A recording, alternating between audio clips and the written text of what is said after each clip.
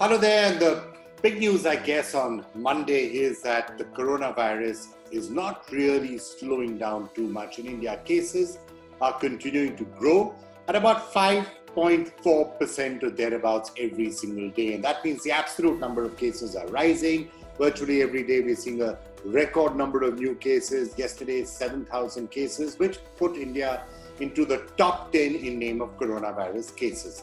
Now, that's one thing that we have to keep in mind, along with the fact that these cases are now not just coming from Maharashtra and Tamil Nadu, which between them account for about half the number, but also Gujarat, Delhi, and a number of new states. So this is broadly when it comes to cases. When it comes to deaths, the position is much better actually. India is in the top 15 in the world when it comes to deaths, and the fatality rate is still low. And this we know, we've been talking about this for a fairly long period of time. When it comes to testing, which is another statistic that we should keep in mind, in terms of testing, India is now at number 7 in the world. When it comes to per capita numbers, whether it is testing, deaths, or cases, of course, India is not even in the top 120 in the world because we have 1.3 billion people. And that's a big picture. The big picture says coronavirus is still spreading after the lockdown, after everything that we have done. Coronavirus is still spreading. But at the same time, obviously, we have to now somehow figure out a way of living with the virus. The good news, I guess, is that other than in Mumbai, hospitals aren't really under strain in many other parts of the country. But there is coronavirus-related chaos that is continuing to happen. Economic devastation, of course, we know about. But today, there was considerable chaos and confusion around flights as well. Many people going to the airports and finding that flights are cancelled. Should the middle seat be used? Should it not be used? Will there be quarantine when you get to the location or not? All of these are major questions that are remaining unanswered and which continue to lead to confusion. Here are all the big stories. COVID-19 cases in India saw the biggest spike for the fourth consecutive day on Monday, with 6,977 new cases reported in the last 24 hours, taking the nationwide tally to over 1.38 lakh, while the death toll rose to 4,021 after 154 fresh deaths. While cases in Maharashtra, the worst affected state, has already crossed 50,000, those in the national capital are nearing the 14,000 mark. The rise in cases comes as India resumes domestic passenger flights after a gap of 2 months.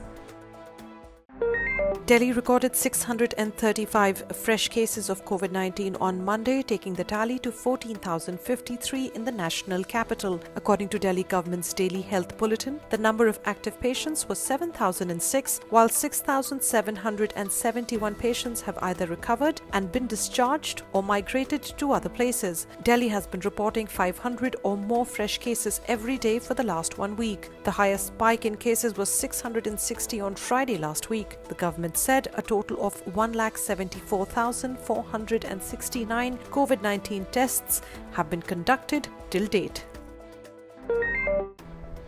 Delhi government has ordered private hospitals to reserve 20% beds for novel coronavirus patients.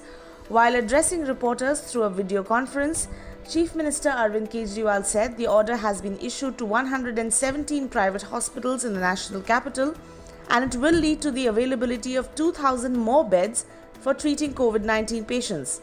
He also warned private hospitals against turning away COVID-19 patients. In the last 1 week, Delhi has reported 3,500 cases, but it should not be a cause of worry, the Chief Minister told reporters. Many passengers who booked domestic flights to travel on Monday were left in a lurch at the airport after they found that their tickets have been cancelled. Most of them said they did not get any prior intimation about the cancellation from either the airline or the state government. At least 80 scheduled flights have been cancelled in Delhi alone. The chaos is due to states capping the number of incoming and outgoing flights on a daily basis. Most of the cancellations, however, are flights to and from West Bengal, which has said it will not be able to resume operations, dealing with a twin crisis situation after Cyclone Amphan.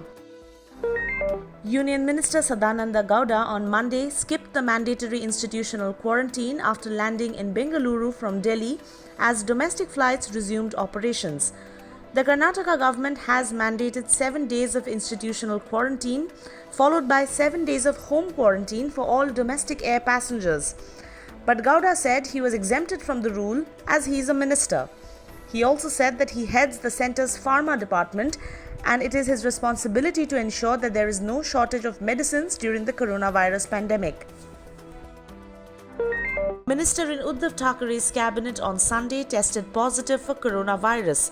This is the second case in the Maharashtra government, with a senior NCP leader earlier contracting the virus in April. Some reports suggest that it is former Chief Minister and current PWD Minister Ashok Chavan. However, no official confirmation has been given so far. Earlier, a senior NCP leader had been infected and gone into self-quarantine after his aides and security personnel were found to be COVID-19 positive.